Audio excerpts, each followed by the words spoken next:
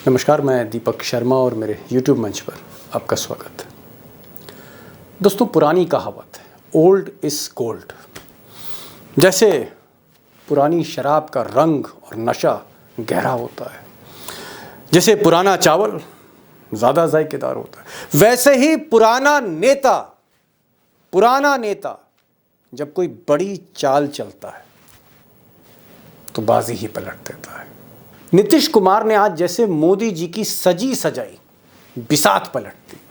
नीतीश कुमार के caste census ने आज मोदी जी के वोट बैंक पर सबसे बड़ी सेंध लगा दी है। आप यूं कह सकते हैं कि मोदी जी की जो कमंडल पॉलिटिक्स है, जो हिंदुत्व की पॉलिटिक्स है, उस पर अब तक का सबसे बड़ा हमला कर दिया है इंडिया अलायंस के इस नेता ने, नीतीश कुमार ने। और जैसा कि कल मैंने दोस्तों आपसे कहा था कि मोदी जी के वोट बैंक की जो सारी इमारत है, ये ओबीसी की बुनियाद पर खड़ी है और इसी बुनियाद को नीतीश कुमार ने आज हिला दिया है। और दोस्तों, आज का बड़ा सवाल, द बिग क्वेश्चन, और बिग क्वेश्चन ये है कि आज 2 अक्टूबर के दिन, गांधी जयंती के दिन, नीतीश कुमार ने कास्ट सेंसस का डेटा रिलीज करके, बिहार की जाति जनगणना का डेटा रिलीज करके क्या मोदी जी के हार की उल्टी गिनती शुरू कर दी? और क्या आज ही के दिन से 2024 के गेम की शुरुआत हो गई है? The game starts now. Nitish Kumar के इस सर्वे ने 2024 के नतीजों पे बीजेपी के झाड़ू मार दिया है। ये सरकार का अब काउंटडाउन चालू हुआ। यदि ये मैं कहूं तो अतिशयोक्ति नहीं होगी। सरकार अब इसके बाद सरकार को कोई बचा नहीं पाएगा। अब दोस्तों, इससे पहले कि मैं बड़ी खबर की तरफ बढ़ूं, नीतीश कुमार का आज का जो कास्ट सेंसस का डेटा है, इसका हाईलाइट किया है, वो हाईलाइट जिस पर बीजेपी को सांप सूंघ गया है। मोदी जी को समझ नहीं आ रहा है कि इसको रिएक्ट कैसे करें। आरएसएस में एक खामोशी है और बीजेपी के जो बिहार के नेता हैं वो ना इनकार कर रहे हैं, ना इकरार कर रहे हैं, ना यस कह रहे हैं, ना नो कह रहे हैं। उनको समझ ही नहीं आ रहा है कि इस तीर का सामना कैसे किया जाए। अब ये तीर इसलिए गहरा लगा है भाजपा को क्योंकि अभी तक ओबीसी को लेकर कास्ट सेंसस पर बीजेपी चुप थी, खामोश थी, कराना नहीं चाहती थी। और ओबीसी पर तमाम तरह के कयास लग रहे थे। कोई कहता था कि ओबीसी 40% है, कोई कहता था 45% है, कोई कहता था 50% है। नीतीश कुमार ने सबकी आंखें खोल दी। हालांकि सैंपल उन्होंने बिहार का लिया है। नीतीश कुमार का डेटा कहता है कि ओबीसी न 40% है, न 50% है, न 55% है। ओबीसी 63% है। और अगर ओबीसी के साथ हम शेड्यूल कास्ट को जोड़ें, शेड्यूल ट्राइब को जोड़ें, तो ये आंकड़ा, जी हाँ, दलित का, पिछड़ों का आंकड़ा 84% हो जाता है। और ये डाटा सरकारी है। अब दोस्तों, नीतीश कुमार ने ये जो कास्ट सेंसस है, ये कोई रातों रात उनके पास ये आइडिया नहीं आया। कोई अचानक उन्होंने नहीं सोचा कि कास्ट सेंसस लाना है। दरअसल जिस वक्त उन्होंने मोदी जी का दामन छोड़ा, उसी दिन से नीतीश कुमार मोदी की प्रचंड हिंदुत्व पॉलिटिक्स, प्रचंड हिंदू राष्ट्रवादी राजनीति, प्रचंड हिंदुत्व के वोट बैंक काट ढूंढ रहे थे, तोड़ ढूंढ रहे थे। और तभी से जैसे उन्होंने मेंटली अपने को प्रिपेयर कर लिया था कि कास्ट सेंसस लाना है, चाहे अदालत इसमें रुकावट बने, हाई कोर्ट बने, सुप्रीम कोर्ट बने, ये कास्ट सेंसस लाना है। क्योंकि मोदी की जो प्रचंड कमंडल पॉलिटिक्स है, उसका तोड़ जो है वो मंडल पॉलिटिक्स है। और इसीलिए ये जो कास्ट सेंसस वो लेकर आए हैं, उस पर शुरू से मोहन भागवत को आपत्ति थी, उस पर शुरू से बीजेपी के थिंक टैंक को आपत्ति थी। अब ये आपत्ति क्यों है? बीजेपी, आरएसएस इस पूरे सवाल पर चुप क्यों है, खामोश क्यों है? आखिर वो कौन सी दुखती रग नीतीश कुमार ने पकड़ ली है? अब दोस्तों, बीजेपी क्यों डरती रही, कतराती रही कास्ट सेंसस कराने में? और बंद कमरे में आरएसएस हमेशा विरोध क्यों करता रहा कि हिंदुओं की जाति की गिनती नहीं होनी चाहिए, हिंदू की जातियों की जो है जनगणना नहीं होनी चाहिए, कास्ट बेस्ड ना हो, जाति मत गिनिए? ऐसा क्यों कहते थे? क्या सोच थी उसके पीछे? और हमेशा से मोहन भागवत मोदी, प्रधानमंत्री मोदी पर दबाव क्यों डाल रहे थे? कि ये कास्ट बेस्ड सेंसस नहीं कराई, और आखिरकार मोदी सरकार ने इनकार किया कि वो कास्ट बेस्ड सेंसस नहीं कराएंगे। ऐसा क्यों था, वो डर क्या था? अब यूं तो नेट पर कई रिपोर्ट्स हैं, लेकिन एक रिपोर्ट उसको मैं कोट करना चाहता हूँ, द वायर में रिपोर्ट है ये, 2 लाइन पढ़ता हूँ फिर बताता हूँ आगे। The central government's recent disapproval of a demand for a national caste census appears to be based on fear that any such exercise would inflame caste based social sentiments. मतलब ये है, उनका ये कहना है, आरएसएस की ये सोच है कि जो हिंदू एकता है, जो हिंदू मेजॉरिटी की जो यूनिटी है, ये जातियां जो हैं इनकी गिनती से वो हिंदू की यूनिटी बिखरती है, टूटती है। इसलिए जाति पर राजनीति नहीं होनी चाहिए, हिंदू को जातियों में ना बांटा जाए, हिंदुत्व को एक साथ एक छतरी के नीचे जाए, जहाँ 80% हिंदू, चाहे वो शेड्यूल कास्ट हो, शेड्यूल ट्राइब हो, चाहे वो ओबीसी हो, पिछड़ा हो, अति पिछड़ा हो, सवर्ण हो, सबको एक साथ लेके हिंदू मेजॉरिटी पॉलिटिक्स, वो जो 80-20% वाली पॉलिटिक्स है, 80% एक तरफ, 20% एक तरफ, वो जो राजनीति थी उसमें सबसे बड़ी रुकावट यही जातिगत जनगणना थी, और इसी से डर रही थी, पीछे हट रही थी, और इसी पर छक्का लगा दिया नीतीश कुमार ने। अब नीतीश कुमार ने क्या वाकई मोदी जी की पूरी बिसात पलट दी है, 24 की पूरी बाजी पलट दी, गेम पलट दिया है? मुझे लगता है एक बड़ा सवाल है, और 2024 का अगर आप इलेक्शन देखें, फाइनल देखें, तो फिर इससे बड़ा कोई सवाल ही नहीं है। 2 एक्सपर्ट्स हैं आज, अशोक वानखेड़े टाइगर हैं और प्रोफेसर रविकांत हैं। रविकांत जी को मैंने आज इसलिए आपके सामने लेकर आया हूँ क्योंकि जहाँ तक सोशल इंजीनियरिंग की बात है, ओबीसी को समझना, दलित वोट को समझना, हिंदू वोट बैंक को समझना, सच में प्रोफेसर हैं वो। इन दोनों से बात करते हैं और एक आपको सेकंड ओपिनियन देने की कोशिश करते हैं कि नीतीश कुमार का ये जो तीर है, ये छाती में कितना गहरा लगा है भाजपा के। चलते हैं सीधे प्रोफेसर रविकांत जी के पास और टाइगर के पास। टाइगर, पहला सवाल मेरा आप ही से है, और सवाल ये है कि कास्ट सेंसस रिलीज होता है पटना में, नीतीश कुमार करते, और जो खलबली है वो दिल्ली में मच रही है, जो हवाइयां हैं वो दिल्ली में लोगों की उड़ रही हैं, दिल्ली दरबार में खलबली है, पटना का असर दिल्ली तक। आखिर ऐसा क्या कर डाला नीतीश कुमार ने? दीपक भाई, वो बिहार की भूमि है, वहां से हुंकार जब नील वालों की उठी थी, जब महात्मा गांधी महात्मा नहीं थे, तब इंग्लैंड का सिंहासन हिल गया था। ये इतिहास है बिहार का जी।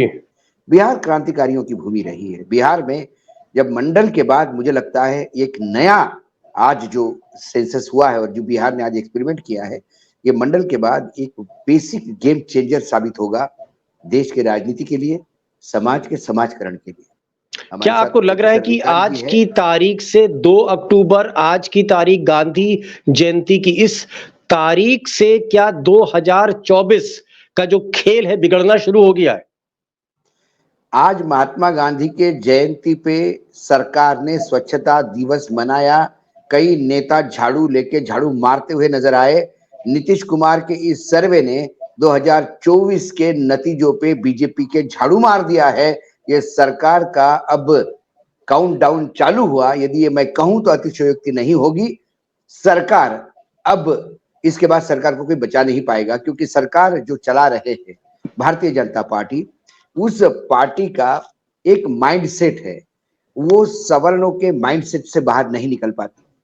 वो वोट बैंक के तहत ओबीसी, दलित, पिछड़ों को देखती है, लेकिन जब भला करना होता है तो अपनों वालों को बांटते हैं और फिर ओबीसी, पिछड़ों और दलितों को डांटते हैं। ऐसा नहीं कि कास्ट सेंसस नहीं हुआ, हमारे देश में हुआ था, मनमोहन सिंह जी ने करवाया था, लेकिन उनका डाटा एनालिसिस होते होते 2014 आ गया, सरकार परिवर्तन हुआ। जी नई सरकार मोदी जी के आंकड़े क्यों नहीं रिलीज करती है, क्यों आंकड़ों पे बैठी है? क्या उन्हें पता है जिस दिन ये आंकड़े रिलीज हो जाएगी उस दिन संघ का सपना ध्वस्त होता हुआ नजर आएगा? प्रोफेसर साहब, आप तो इस पूरे ये जो गेम है, ये पूरा जो जाति सेंसस है, जाति की राजनीति है, सोशल इंजीनियर हैं, असली प्रोफेसर तो आप सोशल इंजीनियरिंग के।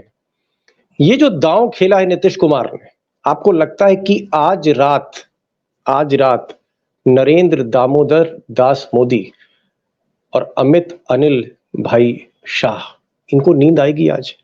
आज नींद आएगी या कहीं ना कहीं बेचैनी रहेगी, बार बार उठना पड़ेगा, करवट लेनी पड़ेगी?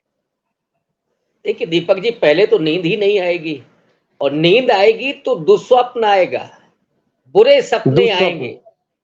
क्योंकि जो ख्याल आज पूरे दिन के हैं, सपने में क्या आता है? जो हम सोचते हैं, और जो सोच रहे होंगे तो वो बुरे सपनों में तब्दील होगा। इसलिए न तो वो सो पाएंगे, और सो पाएंगे तो फिर वो बुरे सपने उनको चैन नहीं लेने देंगे। दरअसल ये जो कार्ड है, पिछले 2 साल से बराबर इस नैरेटिव को गढ़ने की कोशिश की जा रही थी विपक्ष के द्वारा, और भारतीय जनता पार्टी लगातार उससे पीछा छुड़ा रही थी। उसी बिहार में जहां पर जातीय जनगणना शुरू हुई, कितनी बार उसे रोकने की कोशिश की गई कोर्ट के जरिए कि अगर जनगणना हो गई है तो फिर उसके आंकड़े जारी ना हो। लेकिन ये बताइए, मोदी जी क्यों नहीं चाहते थे कि कास्ट सेंसस हो? वो क्यों नहीं चाहते? चाहे वो मोहन भागवत हो, चाहे वो नरेंद्र मोदी हो, चाहे वो नड्डा हो, दिल से ये क्यों नहीं चाहते कि कास्ट उसके सेंसस 2 हो? बड़े कारण हैं।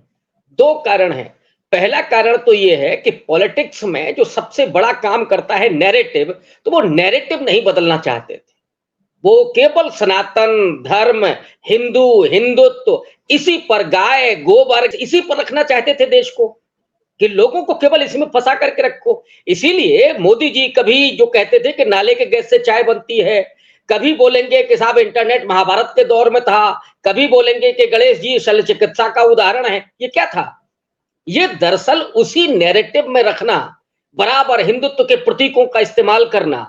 लेकिन जो सोशल जस्टिस की पॉलिटिक्स रही है और सामाजिक परिवर्तन की जो राजनीति रही है, वो जाति पर लाना चाहती थी।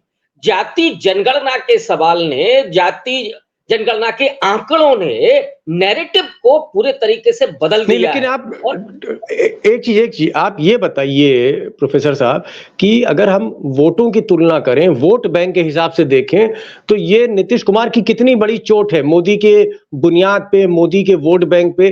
कितना बड़ा चंक आपको निकलता हुआ दिख रहा है मोदी के हाथ से, मोदी के खाते से? देखिए, नरेंद्र मोदी ने हिंदुत्व के बाहरी मुखौटे के भीतर ओबीसी की पॉलिटिक्स की है, नॉन जाटो दलित की पॉलिटिक्स की है, वहां से उन्होंने वोट बैंक तैयार किया था। लेकिन जब नैरेटिव चेंज हो रहा है, तो जो जातियां निकल करके आई हैं कि इनका इतनी भागीदारी है, तो ऑब्वियस है कि उनको भी उतनी हिस्सेदारी चाहिए, उन्हें भी उतना प्रतिनिधित्व चाहिए, उन्हें उन नीतियों में जगह चाहिए। ये सवाल जब उठेगा, और नरेंद्र मोदी के पास इसका कोई जवाब नहीं है, क्योंकि आपने लेटरल एंट्री के जरिए आपने ओबीसी को, दलित को बाहर कर दिया, आपने सारे पीएसयूज उठा करके बेच दिए, सरकारी नौकरियां गायब हो गई अपने आप, और इधर विश्वकर्मा योजना लेकर के आ रहे हैं। आप चाहते हैं कि वर्ण के अनुसार लोग काम करें। ये जो गुस्सा लोगों में है, जो नाराजगी है, वो नाराजगी सीधे तौर पर बिना कुछ करे धरे इंडिया अलायंस के पक्ष में चली जा रही है। ये प्रोफेसर इशू साहब, बड़ा बनने वाला है। मैं आऊंगा आपके पास। टाइगर, आपको क्या लगता है कि पिछले 9 साल से जिस तरह से मोदी जी और अमित शाह या आरएसएस ये हिंदू पॉलिटिक्स कर रहे थे, और बहुत ही प्रचंड हिंदुत्व राजनीति हो रही थी, हिंदू मुस्लिम, चाहे वो नू में दंगा हो, अगर मणिपुर में देखें वहां भी कहीं ना कहीं मामला तो हिंदू और क्रिश्चियंस के ही था जैसा लोग बताते हैं। तो ये जो पॉलिटिक्स थी, जो हिंदू पॉलिटिक्स बहुत तेजी से हेडलाइन बन रही थी, और गोदी मीडिया भी उसी तरह रोज टीवी चैनल पे पैनल्स के साथ हिंदू मुसलमान सांप्रदायिक ध्रुवीकरण, क्या उस पर पानी डाल दिया है? 100 बाल्टी पानी डाल दिया है, या मैं कहूं गैलन पे गैलन पानी डाल दिया है नीतीश कुमार ने उस राजनीति को, कमंडल की राजनीति को एकदम पूरी तरह से नीतीश कुमार ने हथौड़ा चला दिया। बिल्कुल हथौड़ा चला दिया है, चल गया है। अब आप बात सुनिए, जब भी संघ या बीजेपी को राजनीति करनी होती है, वो अल्पसंख्यकों का डर लगा के एक छाता खोल लेते हैं, और सारे हिंदुत्व, जब उनको चुनाव में वोट चाहिए होते हैं, तब सारे हिंदू एक हो जाते हैं। फिर दलित, ओबीसी, यहाँ तक कि अति पिछड़ा सब, संघ का पिछड़ा, अति पिछड़ा, आदिवासी, सब हिंदू है, और हिंदुत्व के लिए आपको लड़ना है, तो सारा हिंदू एक हो जाता है, साथ देता है। और जैसे साथ देता है, तब उनको पता पड़ता है कि हम हिंदुओं में यदि हम 80% है, हम 80% में से 2% लोग राज कर रहे हैं, और 78% लोग जो है वो गुलामी की जिंदगी जी रहे हैं।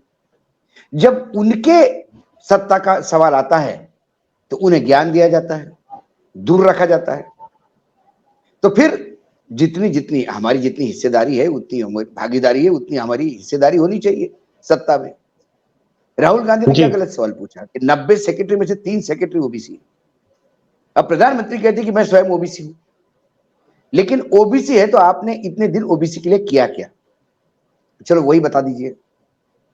आपने ओबीसी का नाम भुनाया, ओबीसी के नाम पे आप एक सामंती सरकार चलाते रहे।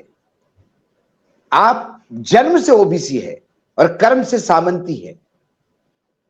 जो पुराने मिडिवल पीरियड के जो ठाकुर थे वो सामंती आपका नेचर है। आप ओबीसी कहां से हो गए महाराज? मात्र जन्म लेने से थोड़ी ओबीसी होता है। टाइगर, अगर मैं एक खड़े कर दिया आपने। टाइगर, अगर मैं एक सीधा सवाल करूं, क्या अब भी आपको गुंजाइश लगती है कि मोदी जी 2024 में फिर जाके सब शपथ ले लेंगे, या आपको लगता है कि रास्ते बंद होते चले जा रहे हैं? मैं तो दीपक भाई कास्ट सेंसस आने के पहले कह रहा था कि संभावना बहुत क्षीण लगती है। अब क्या है कास्ट सेंसस आने के बाद? सवाल ये है, अब तो संभावना है ही नहीं। अब तो संभावना है ही नहीं, है ही नहीं, है ही नहीं। इन सारे फैक्टरों में एक फैक्टर आपने नहीं गिनाया। वो फैक्टर भाजपा के अंदरूनी झगड़े का है, भाजपा के अंदरूनी विद्रोह का है। 2 राज्यों में, सिर्फ अभी एक राज्य में आपने सीटें अनाउंस कर दी है, मध्य प्रदेश में और छत्तीसगढ़ में। जो विरोध आपको देखने को मिल रहा है, जो प्रखर होके और मुखर होके जो लोग बोल रहे हैं मोदी जी के खिलाफ, दिल्ली दरबार के खिलाफ, ये समझाता है कि आपकी पकड़ खत्म हो चुकी है। लोग अपने पार्टी को खत्म होने नहीं देखना चाहते। उनको दिख रहा है कि पार्टी समाप्त हो रही है। जिस पार्टी का एक इतिहास हो, भले ही कांग्रेस इतना बड़ा ना हो, लेकिन कुछ तो इतिहास है, वो पार्टी नष्ट हो रही है आपके तानाशाही से। और आप कब तक झूठ बोलते रहेंगे? आप ओबीसी का कार्ड खेलते रहे, आप पिछड़ों का कार्ड खेलते रहे, लेकिन जातिगत जनगणना से आपका क्या परहेज? मोदी जी ये बता ही नहीं पा रहे कि जातिगत जनगणना क्यों नहीं। और जब हम बार बार कह रहे थे कि जातिगत जनगणना आएगी तो ये 85-15 का मामला होगा, तब ये लोग हंस रहे थे। आज जब एक सैंपल आया, एक राज्य का सिर्फ जातिगत जनगणना का रिजल्ट आया, तो 15-85 हो गया। तो ये 15% लोग 85% लोगों को गुलाम बना के कब तक चलेंगे? हम अमृतकाल में हैं जी। क्या हमारा यान चंद्र पे जाके उतर सकता है? क्या ओबीसी, पिछड़ों, दलितों के एस्पिरेशन ऊपर नहीं आ सकते? क्या वो ऊपर के बारे में नहीं सोच सकते? क्या वो अपने अच्छे लाइफस्टाइल, अपनी जिंदगी में सत्ता में भागीदारी नहीं सोच सकते? चांद पे यान उतार सकते हैं तो उस आदमी की एस्पिरेशन भी ऊपर जा सकती है। और अब जब लोगों को पता पड़ गया कि हम कितने हैं, तो अब वो मुट्ठी बंधेगी। और जब वो मुट्ठी बंधेगी तो एडवांटेज इंडिया गठबंधन है, क्योंकि वो पहले दिन से चिल्ला रहे हैं। एडवांटेज ये है कि वो पहले दिन से चिल्ला रहे हैं जातिगत जनगणना, जातिगत जनगणना, जातिगत जनगणना। यानी आपका ये मानना है कि राहुल गांधी का ओबीसी का जो कार्ड, ओबीसी का राहुल का कार्ड ट्रम्प कार्ड था? मुझे एक सिंपल से बात बताइए, ओबीसी के लिए न्याय मांगने वाला आदमी ओबीसी के विरोधी कैसा हो सकता है? लेकिन ओबीसी के नाम पे प्रधानमंत्री बनकर ओबीसी को रगड़ने वाला ये ओबीसी का दुश्मन हो सकता है। ओबीसी के नाम पे प्रधानमंत्री बनकर ओबीसी का अहित करने वाला ओबीसी का दुश्मन हो सकता है जी। लेकिन जिसने 4 चीफ मिनिस्टर में से 3 चीफ मिनिस्टर ओबीसी रखे हो, और आपने सोनवाल को हटाया कि शर्मा करा, आपने वहां धामी को दे दिया, खट्टर साहब को दे दिया। आपके यहां तो भाई साहब सवर्णों का बोलबाला है। यहां योगी दे दिया जी, मौर्य के नाम से, मौर्य के अधिकारी उसमें चुनाव लड़ते हो और योगी को बिठाते हो, ठाकुरों को जी। तो क्या संघ जो चाहता है कि हम मनुस्मृति संघ के से देश चलाएं, तो क्या हम मेडिवल पीरियड की तरफ जा रहे हैं, जो ठाकुरों और ब्राह्मणों का ही वर्चस्व रहेगा? तो इस जनगणना ने आप सामान्य मतदाताओं की अपेक्षाएं बढ़ा दी, उसको उसकी स्थिति बता दी। ये जनगणना नहीं है, ये ओबीसी चालीसा है, ये अति पिछड़ा दलित पिछड़ा का चालीसा है, जो आज नीतीश कुमार ने 2 तारीख को खोला है, और उससे उस दलित, उस आदिवासी, उस ओबीसी के एस्पिरेशंस बढ़े। ताकत समझ में आ गई, उसकी एस्पिरेशन ताकत समझ में आ गई। हनुमान जी का चालीसा इसलिए था कि हनुमान जी को बताना पड़ता था कि आप ताकतवर है। इस जनगणना ने ये चालीसा बोल दिया कि भाई ये आपकी ताकत है जी, तो आपकी स्थिति क्या होनी चाहिए राजनीति में, प्रशासन में, जुडिशरी में। जी प्रोफेसर साहब, मैं टाइगर के पास लौटूंगा, समय भी हो रहा है। अगर हम वोट बैंक के हिसाब से देखें और अगर आप ये पूरा ग्राफिक्स देखें, जहां पर अगर मैं उत्तर प्रदेश का मॉडल लूं वोट बैंक का, अगर मुसलमान उत्तर प्रदेश में 19 से 20% है और दलित 21% के आसपास है और 18-19% जो है वो सवर्ण है, तो 41-42%, क्योंकि अभी यूपी में जनगणना नहीं हुई है इसलिए हम एग्जैक्ट फिगर नहीं दे सकते बिहार की तरह, लेकिन मान लीजिए 40-42% ये जो ओबीसी का चंक है जिस पर बीजेपी की नजर थी, और 2014 के बाद ये जो 40-42% का ओबीसी चंक है उस पर कब्जा जमाया मोदी जी ने, अमित शाह ने, ये सारा का सारा वोट अपनी तरफ ट्रांसफर कराया। क्या नीतीश के इस गेम ने 40% का चंक मोदी के खाते से छीनने की कोशिश की है? क्या आपको लगता है ये जो 40% वोट जो मोदी की बुनियाद है वो अब हिलने लगी, ये 40% वोट बिखर सकता है? दीपक जी ये बताइए कि अब मोदी जी किस नाम पर रोएंगे? वो जो बिलाप करते थे ना मंच पर जाकर कि मैं ओबीसी हूं इसलिए मुझसे ऐसा बोला जा रहा है, किस मुंह से वो कहेंगे कि मैं ओबीसी हूं? और ओबीसी वो जन्मजात भी नहीं है, अपने सिग्नेचर से ओबीसी हुए हैं। तो अब ये उनके हाथ से छीन लिया गया है। और ये जो आंकड़े आए हैं दीपक जी, इन आंकड़ों के बोझ से जो मोदी जी के हाथ में कमंडल था ना वो छूट गया है, वो दब गया है वो कमंडल। अब क्या करेंगे, क्या मांगने जाएंगे, किस मुंह से मांगने जाएंगे? क्या कहेंगे कि मैं ओबीसी हूं इसलिए मुझसे ऐसा कहा जा रहा है? ओबीसी के लिए आपने क्या किया है? भारतीय जनता पार्टी के गृह मंत्री राजनाथ सिंह 2019 में उन्होंने पार्लियामेंट में खड़े होकर के कहा था कि हम जाति जनगणना कराएंगे। सुप्रीम कोर्ट ने कहा कि जाति जनगणना की जरूरत है, मंडल कमीशन ने कहा कि जाति जनगणना की जरूरत है। तो इतनी आवश्यकता है, जब आपको नीतियां बनानी है तो आप क्यों नहीं करा रहे हैं? और नीतीश कुमार ने ये अब उनके पाले में गेंद डाल दी है कि मोदी जी बोलिए कि अब हम जाति जनगणना कराएंगे। कब तक आप मुंह छुपाएंगे सेंसस से? और अगर जाति जनगणना आपने कह दिया कि कराएंगे तो फिर जिसकी जितनी संख्या उसका उतना हक, वो आप किस मुंह से देंगे? लोग पूछेंगे ना कि पीएसयू तो सारे बेच लिए आपने, आरक्षण कहां चला गया? जी, और टाइगर लास्ट कितनी क्वेश्चन नौकरियां आपने दी? जी टाइगर लास्ट क्वेश्चन, समय हो रहा है। क्या हम इसको मान लें कि अब ये चली चला की बेला है, अब फकीर को जो है वो झोला ढूंढ रहे कि झोला किस अलमारी में है, अलमारी खुलेगी झोला निकाला जाएगा और झोला लेके फकीर निकलेगा? क्या अब चली चला की बेला है? हर तरफ से घेर लिया है, कहीं राहुल ने घेरा, कहीं नीतीश कुमार ने घेर लिया और एक ऐसा ओबीसी का कार्ड खेल दिया है कि मोदी जी को समझ नहीं आ रहा। तो आपको क्या लगता है कि गेम अब धीरे धीरे ये जो बाजी है पलट रही है और बहुत मुश्किल में मोदी जी फंस गए, यानी जो रथ है वो दलदल में धंसता चला जा रहा है? अपने अहंकार के चक्रव्यूह में पूर्ण रूप से फंस चुके हैं नरेंद्र मोदी जी। मोदी जी यदि अहंकार त्याग के सबको साथ में लेके चलते तो शायद भाजपा में कई लोग हैं जो इस पार्टी को बचा भी लेते और मोदी जी को भी सुधार देते। क्योंकि हर आदमी में एक विद्यार्थी होना चाहिए, जो मोदी से विद्यार्थी छूट गया है कि वो कभी विद्यार्थी रहे नहीं लाइफ में, जब से जन्म लिया तब से। तो पढ़ने लिखने से कोई मतलब नहीं था उनको, तो इस वजह से विद्यार्थी रहे नहीं, तो वो कभी किसी की सुनते नहीं। आज दलदल में रथ घुस नहीं रहा है, घुस गया है। और आपने कहा कि थैला लेके फकीर के गले में थैला आ गया है, फकीर इंतजार कर रहा है कि कब निकलना है।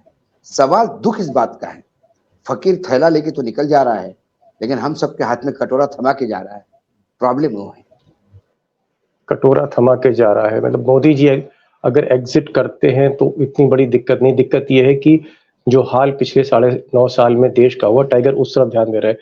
टाइगर आप आए और प्रोफेसर साहब आप आए, दोनों ने रोशनी डाली। ये बड़ा पेचीदा मामला है, फिर हम एक आध एपिसोड में इसको समझाने की कोशिश करेंगे। आज मैं सिर्फ दोस्तों से ये कहना चाहूंगा कि मोदी की जो कमंडल पॉलिटिक्स थी, कहीं ना कहीं उस पर जो ये मंडल कार्ड खेला है नीतीश कुमार ने, आप यूं कह सकते हैं कि समझ नहीं आ रहा बीजेपी को, आरएसएस को, कि अब इसका जवाब कैसे दें। और चुनाव में अब दिन बहुत कम है, तो ये आप कह सकते हैं स्लॉग ओवर में एक छक्का था नीतीश कुमार का, और इस छक्के के बाद मैच का रुख बदल सकता है।